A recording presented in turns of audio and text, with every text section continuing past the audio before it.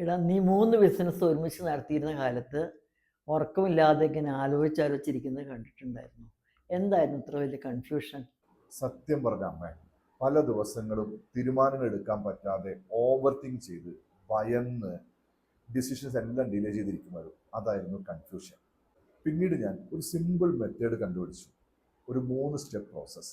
ഇന്ന് ഞാൻ daily practice ചെയ്യുന്നു. രാവിലെ 1 ക്വസ്റ്റ്യൻ. ഇന്ന് ഞാൻ എടുക്കേണ്ട ഏറ്റവും ഇമ്പോർട്ടൻ്റ് ആയ ഡിസിഷൻ എന്തൊക്കെയാണ്? Step number 2, 1 breath. ഒരു ഡീപ്പ് ബ്രീത്ത് എടുത്ത് മൈൻഡ് ഒന്ന് കാമാക്കും.